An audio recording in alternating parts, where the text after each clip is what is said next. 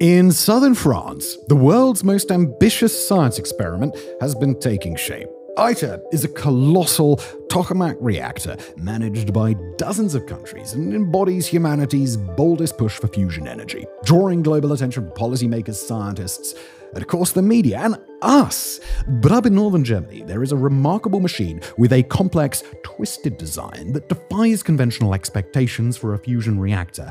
And it might just work better than its French rival. Nobody talks about it much. Wendelstein 7X doesn't have flashy international backing or a giant budget, yet it might hold the key to our energy future.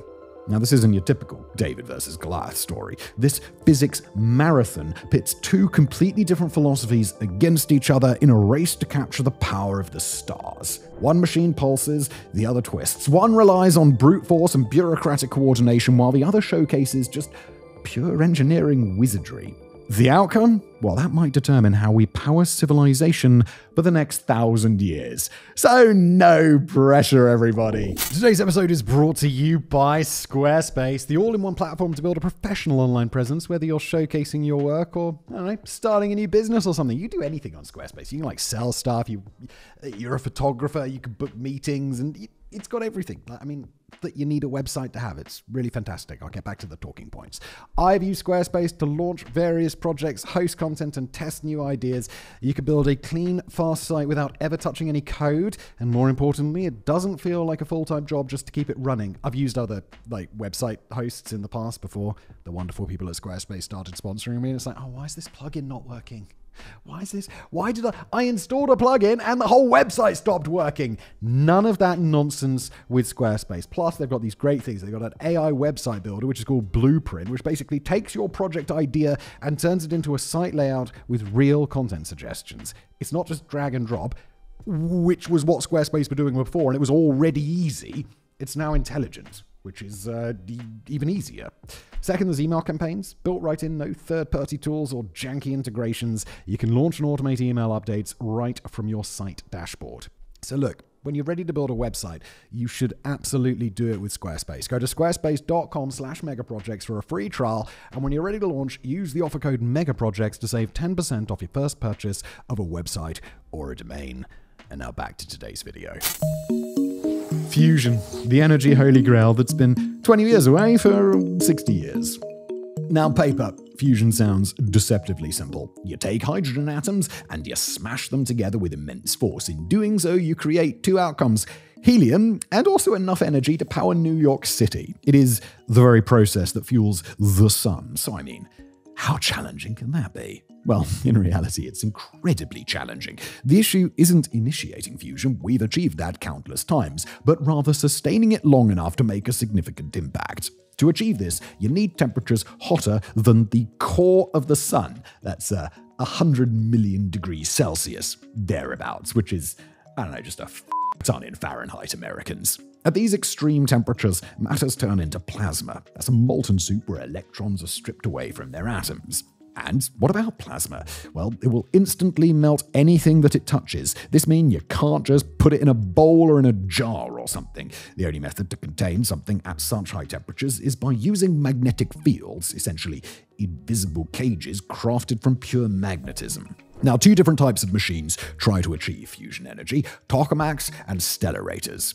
They both use magnets, they both have cool names, but that's where the similarities end. Tokamaks work by running an electric current through the plasma itself, creating a magnetic field from the inside out. Now, most fusion labs use this design. It's what most people refer to when they talk about fusion energy.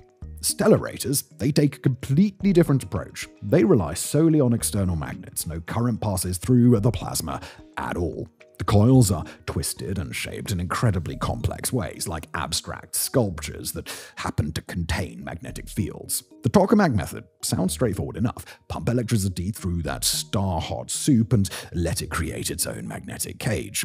A simple concept. Anyway, by contrast, stellarators are far more complicated to build. Instead of one current doing all the work, they employ dozens of precisely shaped coils arranged in 3 dimensions. Each magnet must be positioned with exact precision, calculated to the absolute millimeter. And, well, take a guess which approach secured about 20 billion euros in funding. ITER, when 35 countries unite to build a fusion behemoth. ITER is what happens when various governments worldwide collaborate to design a fusion reactor.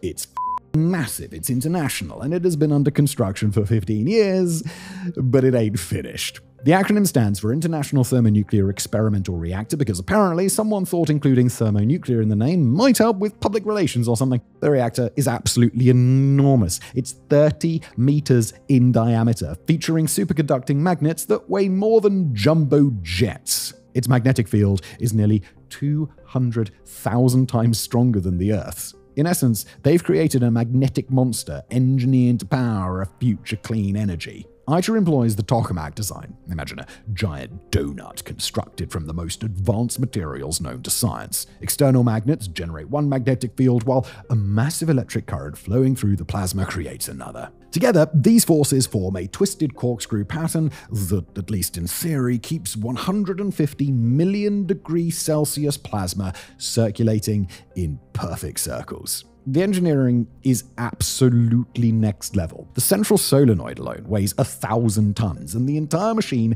is housed in a building that's 7 stories tall. The concrete foundation used enough material to build a small city. But here's where it gets real interesting. ITER can only operate in pulses. You fire it up, you run it for a bit, and then you shut it down to reset the current. It's like having a power plant that needs a 15-minute break every hour, which is not exactly ideal for keeping the lights on. Now, the goal here isn't even to generate electricity. ITER's mission is to prove that fusion can produce more energy than it consumes. Input 50 megawatts, output 500 megawatts, a tenfold gain, which is something that we have simply never achieved at this scale. Construction began in 2010. First plasma is scheduled for 2026 or 2027. Maybe, possibly later, it's a mega project. There could be delays. Full fusion experiments, however, they're not even going to occur until the 2030s. We're recording this in 2025, by the way, and the budget has been revised upwards more times than anybody would like to count.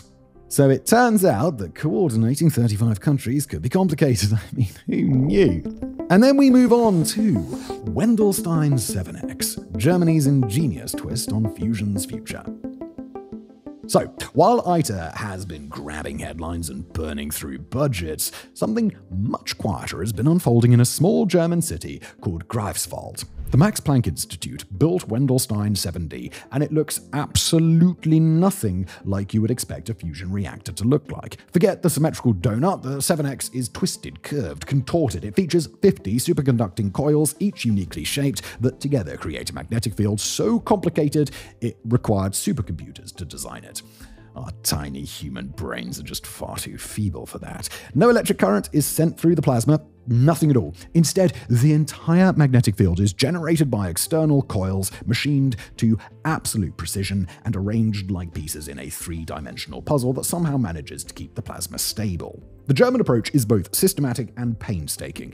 Confront a problem head-on and design an elegant solution from the ground up. Tokamaks face a major challenge with disruptions. These are catastrophic events where the plasma current crashes and generates enormous forces. These events can damage expensive components and even cause the reactor to shake like it's in an earthquake. The solution? Well, simply avoid having a plasma current. No plasma current means no disruptions. In turn, no disruptions ensures continuous operation. While ITER pulse is like a cosmic heartbeat, the 7X has the potential to run as steadily as clockwork. The complexity behind these machines is staggering. Each coil costs millions to produce, and the magnetic field calculations extend to dozens of decimal places. The assembly process demands a level of precision typically reserved for spacecraft. But it works. Since 2015, the 7X has been quietly breaking records. In 2025, it achieved the world record for the fusion triple product, a measure of how effectively hot, dense plasma can be confined. The machine is now being upgraded to operate continuously for 30 minutes, a development that could be revolutionary for fusion research. The first experiments amazed everyone. Plasma temperatures reached 80 million degrees, hot enough to rival the sun's core. More importantly, the plasma stayed stable for over 8 minutes. 8 minutes might not seem like much until you consider that most fusion experiments last only seconds. The Germans continued tweaking the device, adjusting magnetic fields by fractions of a percent and testing different plasma recipes. Each experiment provided new insights into the behavior of stellarators. And, well, then came the breakthrough moment in December of 2022. The team achieved what they called plasma detachment. Essentially, they discovered how to protect the reactor walls from plasma damage while maintaining the fusion reaction. This has long been one of the most challenging unsolved problems in fusion research. Remarkably, while ITER was still under construction, the 7X was already addressing problems that future commercial fusion reactors are going to need to solve. The upgrade problem exemplifies the essence of German engineering. Rather than scrapping the machine to build a new, larger one, they are methodically improving the existing setup with new heating systems, better diagnostics, and water-cooled components capable of handling longer pulses. It probably also explains why all Porsches look the same. By 2026, the expectation is that the reactor will run continuously for 30 minutes. That might not sound impressive at first, until you realize that this duration would exceed that of any fusion reaction in history. It's also long enough to study the behavior of a steady-state fusion reactor in detail. The budget involved is only a fraction of ITER's, and the need for international coordination is minimal. Execution falls to a focused team of engineers who are crafting complex machines with incredible precision. The philosophy war: committee versus craftsman. This effort isn't solely about fusion technology. It represents two entirely different approaches to problem solving. ITER exemplifies fusion by committee: 35 countries, thousands of scientists, and decades of meetings and negotiations coming together. It's like applying democracy to engineering, with all the compromises that such an approach necessitates. Need to change a design? I mean, you got to go and get 35 governments to agree, and good luck with that. In contrast, the scale here is intended to overpower the physics rather than meticulously address every detail. Bigger magnets, higher temperatures, more power are employed because if brute force doesn't work, you're simply not using enough of it. The 7X takes the craftsman approach, a small team with a focused vision and obsessive attention to detail. Instead of overpowering the physics, they outsmarted it, finding the elegant solution hiding in plain sight. The contrast is fascinating. ITER's tokamak design is relatively simple, just a donut shape with current flowing through it. But managing that current, preventing disruptions, and coordinating internal construction introduces nightmarish complexity. Wendelstein's Stellarator design, on the other hand, is geometrically intricate. Its twisted coils resemble abstract sculptures. Yet the operation is straightforward. Turn on the magnets, add some plasma, and let that baby run. Which philosophy wins matters beyond fusion. It's about how humanity approaches its biggest challenges. Do we throw money and committees at problems, or do we think our way around them? However, let's be honest about what each approach actually delivers. ITER's international collaboration model has created something unprecedented, a shared technology base that no single country could have developed alone. When ITER finally works, 35 countries will have engineers who understand how to build commercial fusion reactors. The knowledge transfer is massive. Components manufactured in Japan are tested in Europe. Superconducting technology developed in the US is refined in China. Russian plasma physics expertise is combined with Indian material science. It is messy, it is slow and expensive, but it's also the way to build a global industry. The German project takes the opposite approach. Concentrate the best minds in one place and let them work. No committees, no diplomatic compromises, just pure focus on solving the hardest technical problems. Both strategies have produced remarkable results, albeit in different ways. ITER has pushed the boundaries of what's physically possible with magnets, materials, and construction techniques. The 7X has proven that elegant design can overcome brute force. And here's what nobody talks about. Fusion research has created technologies that are already changing the world. The superconducting magnets developed for ITER are now used in medical scanners. Plasma physics research has improved semiconductor manufacturing. Material science breakthroughs are making cars lighter and phones faster. Even if fusion never works for power generation, the research, it's been worth it. What could go wrong? Well, both machines face enormous challenges. Obviously, fusion remains really difficult no matter what approach you take to it.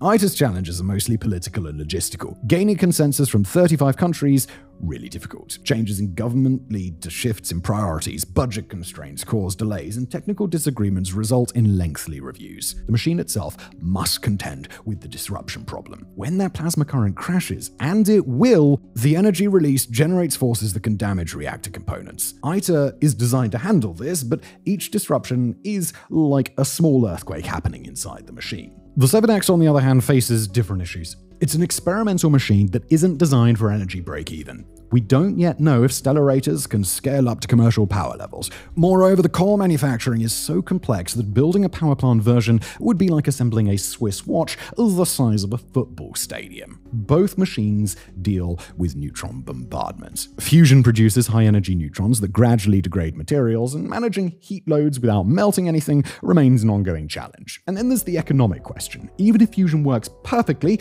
will it be inexpensive enough to compete with other energy sources? Solar panels keep getting cheaper and wind turbines continue growing more efficient. Fusion is working against a moving target, and the economics become even more complex upon closer examination. ITER cost 20 billion euros to build, yet a commercial fusion power plant might cost 50 billion or more. That is a significant investment even for a facility that could operate for decades. But here's the thing about energy economics. They're not just about the sticker price. Coal plants, they're really cheap to build, but they're expensive to fuel and they're harmful to the environment. Nuclear plants are expensive up front, but they're cheap to run and can last for 60 years. Solar energy is cost-effective now, but backup power is needed when the sun goes down. Fusion plants would be expensive to build, but nearly free to operate. The fuel cost is almost nothing. You can extract it from seawater. There are no fuel supply chains to worry about, no emissions to regulate, and no waste storage issues. The real competition is not between fusion and solar panels. It's between fusion and not having enough energy to power the civilization that we want to build. Racing against time. Why every delay matters. Behind the technical challenges, there are real people, scientists who have dedicated their entire careers to fusion research, and engineers who have spent decades perfecting designs that might never see commercial use. The fusion community has been promising clean energy for 60 years, and public patience is not infinite. Politicians want results within election cycles, not geological timescales. Each delay costs more money. It costs credibility and momentum. The next generation of scientists might choose different fields if fusion continues to feel perpetually out of reach. But here's the thing about fusion research. Every failure teaches us something valuable. Every experiment that doesn't work eliminates possibilities, gradually narrowing our search for a solution that does. ITER and the 7X projects are both contributing essential knowledge, even when they fall short of their ultimate goals. The real question is whether we're learning fast enough. Now let's take a moment to step back from the technical details and just consider what's at stake here. Climate change is accelerating, fossil fuels are finite and becoming more expensive to extract. Although solar and wind energy, they are fantastic, they're intermittent. The sun doesn't always shine, the wind doesn't always blow. Nuclear fission works, but it produces radioactive waste and carries risks that make politicians nervous. Meanwhile, batteries continue to improve, but still cannot store energy at the scale we require. Fusion, though, it could solve all of these issues. It promises clean energy without waste, with fuel extracted from seawater, zero carbon emissions, no risk of meltdown, and enough power to run civilization for millions of years. The technology could transform more than just electricity generation. With cheap, abundant energy, we could synthesize fuels for transportation, desalinate seawater for agriculture, and power carbon capture systems to reverse climate change. We might even build cities underwater, colonize other planets, and power technologies that we have not yet imagined. But all these possibilities hinge on making it work. Current projections suggest that ITER may achieve a net energy gain sometime in the 2030s, with commercial fusion power plants potentially flowing in the 2040s or 2050s, around 30 years from now. While 30 years might be too late to address climate change, it is ideal timing for everything else. The world's energy demand is expected to double by 2050. Solar and wind will contribute significantly, but they cannot shoulder the entire burden. We need baseload power that does not emit carbon. Fusion perfectly fills that gap. It could provide steady, always-on power independent of weather and fuel supplies and be deployed anywhere, from desert cities to Arctic research stations. The geopolitical implications are absolutely staggering. For decades, countries controlling oil and gas reserves have leveraged that power. Fusion, however, promises to democratize energy production. Any nation with access to seawater could potentially achieve energy independence. And consider what that means for global politics. No more resource wars, no more energy blackmail, and no more reliance on oil-rich nations to dictate global energy policies. Perhaps that's why fusion research has withstood decades of setbacks and budget cuts. Its potential goes beyond providing clean energy. It could fundamentally reshape our civilization. pulse or twist the real competition. So, which approach will succeed, the international conglomerate or the German pretzel? ITER is striving to demonstrate the fusion can produce a net energy gain, while the 7X aims to prove that Stellarators are capable of continuous operation. In reality, the contest is not merely ITER versus Wendelstein, it's fusion versus climate change, ingenuity versus physics. The French solutions are being adapted for the development of smaller, more affordable tokamaks, and the insight from Wendelstein are inspiring Stellarator designs that are easier to build. Fusion experts, they've long promised breakthroughs. Maybe this time's different. Maybe some wildcard approach comes out of nowhere. Here's the thing, though. The alternative to trying is quitting. And the alternative to expensive fusion research is climate disaster. In France, engineers assemble the most complex machine ever built. In Germany, scientists fine-tune magnetic fields to capture the power of a star. The goal is, of course, the same. It's unlimited clean energy. It doesn't matter if they pulse or if they twist their way to victory. What matters is that somebody does win, because our future's riding on it. Thank you for watching.